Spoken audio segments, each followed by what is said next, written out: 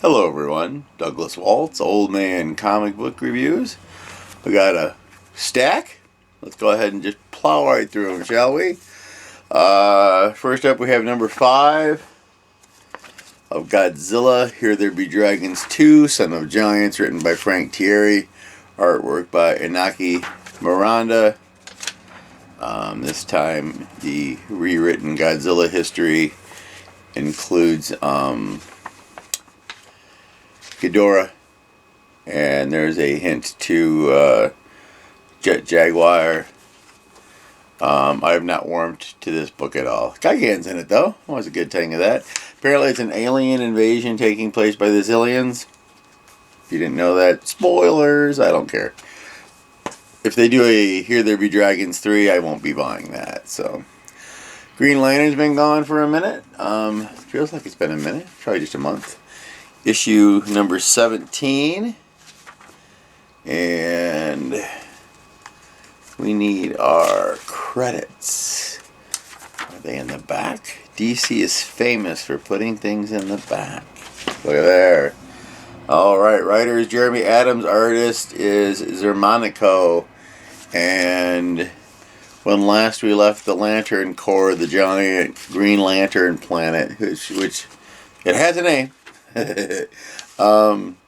is heading right for Oa to blow it up. And then Sinestro comes along to make that not happen. So that's kind of a interesting idea. It's a very busy book. I like the artwork.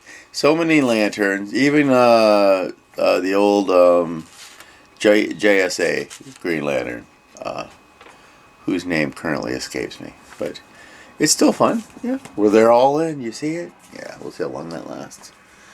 Being the old man comic book reviews, I've seen quite a few reboots of things. DC's famous for rebooting their universe. Marvel hasn't tried it as many times. Alright. Sergio Aragones' Gru, The Minstrel Melodies. It's written and illustrated by Sergio Aragones, and Mark Evanier helps with the writing. And this time the minstrel tells the tale of when Gru decides to become a teacher, which is always a good time. My favorite thing is when he uses a whole page and Gru's in the middle.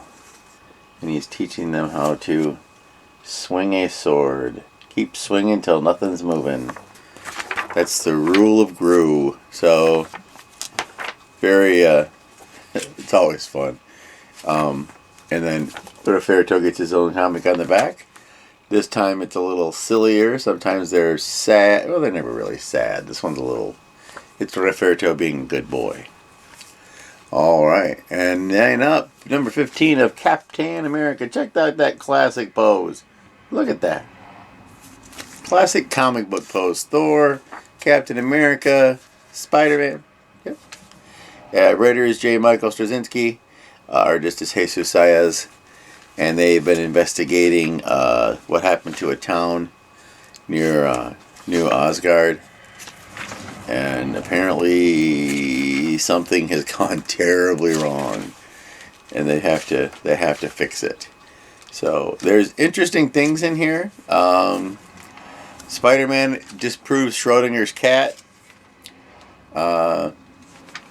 Captain America makes a joke about being able to kill a man with a spoon many ways. All in all, it's a comic book. It's a good old-fashioned good guys, bad guys, with a little bit of high-tech science-y stuff going on. And that's really what they need Spider-Man there for. He's there for the science-y part. So, let's save that. Let's go that. Let's do that last. And I don't read that. It's getting smaller by the minute. Another one of the Hard Case Crime Heat Seeker spinoff of a Gun Honey spinoff of Combustion, with a very well-endowed red-headed lady. Writer Charles Ardai, penciler is Ace Continuado, inker is Juan Castro. Is this number 1? This is number 1. Alright, so a brand new adventure where our girl is called on to save a little child.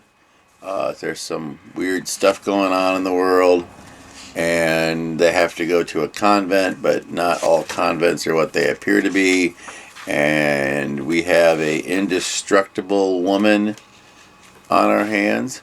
There's a lot of nudity in this, which is fine by me. But he's decided to play fair, and if you're going to have naked ladies running around, you should have naked men, full frontal. I'm fine with that. That's not a problem. What I would really be better with, and no, I'm not going to show you, go find your own copy. What I'd really be better with is if it was a better drawn penis. It looks awful. I mean, like, not realistic. These guys have seen a penis, they've got mirrors. I assume Ace and Juan are male genders. So that's the only complaint I have. But this is a fun book. And finally, the Spider-Man is over. Long live the new Spider-Man. I was impressed that they kept the issue number 61. They did not reboot because there's a new crew on board. I really liked that. That was great, actually. And did you pull a DC on me? Is all this stuff in the back? Hold on. All right, we'll go in the back. Hold on. Let's check back here.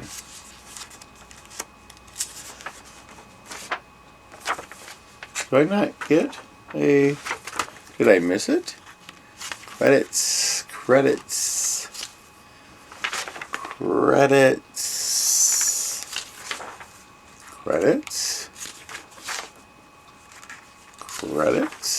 We'll get it there, kids. Don't you worry. Credits.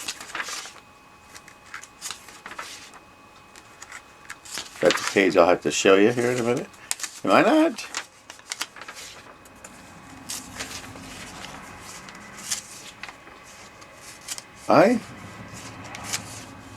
Oh, way in the back. Holy mackerel. That's a stupid place for the credits. Joe Kelly is our writer. Ed McGuinness is our penciler. Mark Farmer is our inker. So there's a deal that Doctor Strange made when he was Sorcerer Supreme. That the Cytorak gang would come and fight for Earth to kill it, and he had to fight it, and he had to die 8 times, and he had these special reeds that prevented his death. But you had to be coming back, and it hurts. Hurts a lot. But before that, look at that splash page. Okay. Doctor Doom is the new Sorcerer Supreme, and he ain't got time for it. So he's giving Spider-Man the option of taking it. Spider-Man tells him to shove it. Spider-Man's been having some issues. He's a lot like the old Peter Parker. If something can go wrong, it will. So he has to fight this monster, and he agrees. I want to show you this because this explains the whole legend thing. I thought that was pretty cool. It looked like a cover of a heavy metal album. But he explains the whole thing. Spider-Man gets a new suit. Check it out.